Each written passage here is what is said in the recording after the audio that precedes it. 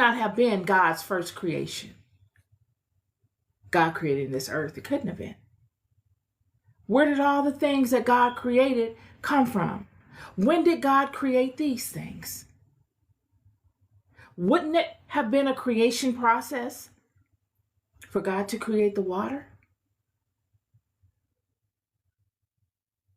Wouldn't it be? Wouldn't that in itself have taken on a life of its own, as is the creation process that God is using to create the earth? God would use multiple creation processes to create this reality that we are in. Multiple of these things. I don't even know how many I could call. How many that you can number. How do you number them? The elemental systems alone, innumerable. And even if they are all born of a particular type of attribute that flowers out in a couple of different or multiple different or billions of different directions, in order for God to have a handle on it, he's got to be able to have forecasted out all the directions that these things could flower out in.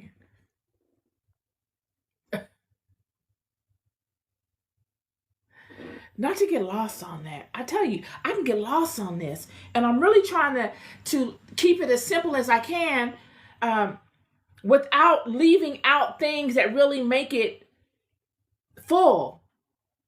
Because it's a huge conversation. This build that we're seeing. But what I want you to get the most from this leg of the Bible study is that God would create in his mind first.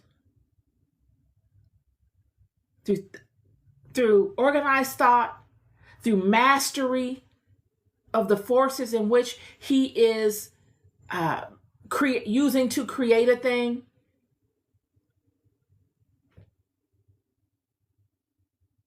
And through feeling. Feeling would be the component that would solidify it.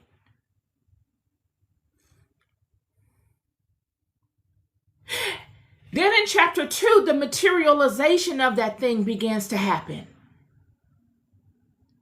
All these things begin to take on a life of their own. We see in chapter 2 that God says that he was going to rest. He's happy with his idea. He blesses it. He sanctifies it. Yet nothing has come about in the physical reality. It's all a thought, and he's tired because he spent so much time thinking this thing into reality.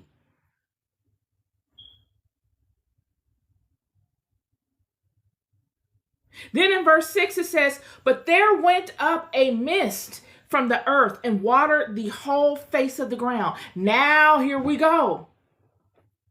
And it's due season, after God has taken his attention off of it and trusted the process of it. He's off to do something else. Now things begin to happen. And that is the formula. There is a process. Many people say guard your thoughts, and you should guard your thoughts. You should be mindful of the things that you think about. But there is a security kind of firewall built into our creation process and the way we create, protecting us. It's built in a sense so that even if we do have garbage thoughts, we do have an idea that does not serve us. None of us are going to live life and every day go through extreme chaos and all kinds of highs and lows and not have negative thoughts. But it's the negative thoughts you put feeling and attention to. It's those thoughts that are multiplied that bring that thing to you. The negative thoughts you think of when you're trying to meditate and you're seeing, you're trying to meditate and now you see a dog